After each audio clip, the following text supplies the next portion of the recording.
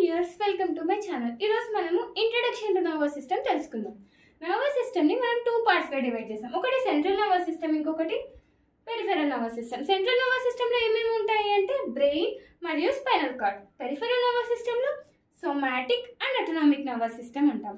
Central అంటే ఏంటి? మధ్యలో ఉండేది అని అర్థం. పెరిఫెరీ అంటే దూరంగా ఉండేది అని అర్థం. పెరిఫెరల్ నర్వస్ సిస్టంలో 2 క్లాసిఫికేషన్స్ అని చెప్పాం కదా మనం.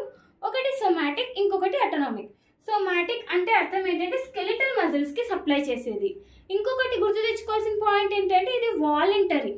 మనం కామన్గా యూజ్ చేసే టర్మ్స్ వాలంటరీ, ఇన్వాలంటరీ. వాలంటరీ అంటే ఏంటి? మన స్వాధీనంలో ఉన్నది. ఇన్వాలంటరీ అంటే మన స్వాధీనంలో లేనిది. ఇప్పుడు ఆ చాక్ పీస్ తీసుకోమని చెప్తాను నేను. మీరు చాక్ పీస్ తీసుకుంటారు. లైక్ నేను రాయాలనుకున్నప్పుడే నేను రాస్తాను, అంతేగాని ఊరికే రాయం కదా.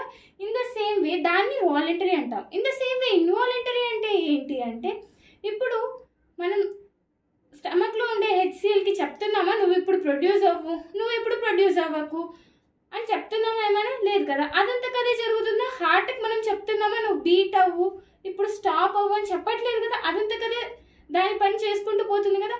అదే మన ఆధీనంలో లేనిది అని అర్థం. దాన్ని ఇన్వాలంటరీ అంటాం. వాలంటరీ అంటే మన స్వాధీనంలో ఉండేది, ఇన్వాలంటరీ అంటే మన స్వాధీనంలో లేనిది.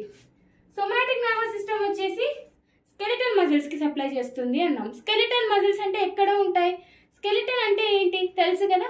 ఎన్ని బోన్స్ ఉంటాయి మన బాడీలో? 206 బోన్స్ ఉంటాయి.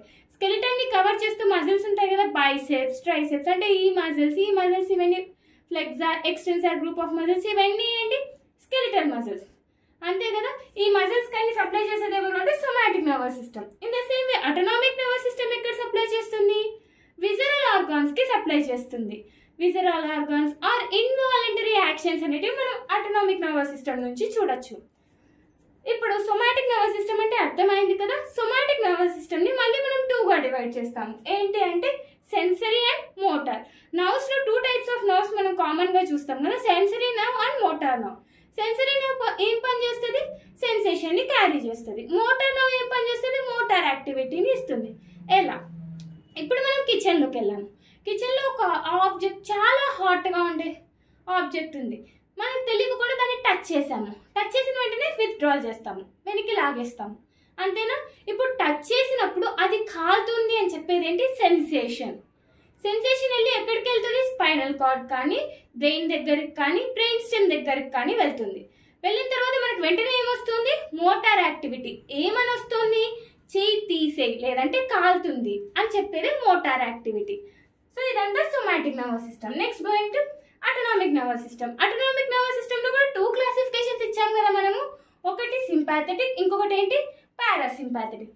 Sympathetic and parasympathetic, these are the most common terms we use.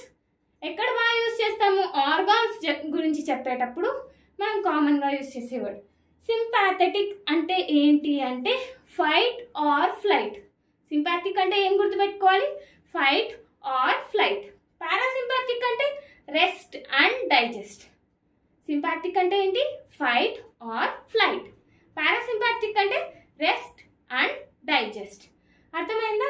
ఎందుకు ఇది ఫైట్ ఆర్ ఫ్లైట్ అన్నాము, ఎందుకు ఇది రెస్ట్ అండ్ డైజెస్ట్ అన్నాము అంటే సింపాథెటిక్ నర్వస్ సిస్టమ్ ఎప్పుడు యాక్టివేట్ అవుతుంది అంటే adrenaline and non adrenaline or epinephrine and norepinephrine ఇవి రిలీజ్ అయినప్పుడు యాక్టివేట్ అయ్యేదే సింపాథెటిక్ నర్వస్ సిస్టమ్. ఇంతకీ అడ్రినలిన్, నాన్ అడ్రినలిన్ అంటే ఏంటి?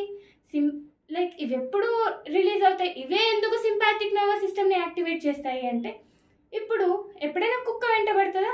కుక్కను చూస్తే భయపడి పారిపోతామా? కుక్క వెంటబడినప్పుడు ఆటోమేటిక్గా మనం పరిగెత్తాం. అప్పుడు మనకు ఆకలి అనిపిస్తుందా? అనిపించదు. దాహం అనిపిస్తుందా? అసలు అనిపించదు. ఏమనిపిస్తుంది? ఫస్ట్ ఇక్కడ నుంచి పారిపోవాలి అని పరిగెత్తేదాన్నే సింపాథెటిక్ నర్వస్ సిస్టమ్ యాక్టివేషన్ వల్ల జరుగుతుంది అని. నెక్స్ట్ పారాసింపాథిక్ నర్వస్ సిస్టమ్ ఎప్పుడు యాక్టివేట్ అవుతుంది? మనం కామ్గా రిలాక్స్గా పడుకున్నప్పుడు. సో అందుకే కామ్గా రిలాక్స్గా ఉన్నప్పుడు బాగా ఫుడ్ తిని పడుకున్నప్పుడు ఫుడ్ డైజెస్ట్ అవ్వాలి, మనం రెస్ట్లో ఉండాలి. సో అందుకే దీన్ని మనం రెస్ట్ ఆర్ డైజెస్ట్, ఇదేమన్నా fight or flight. This is about introduction to nervous system. Thank you.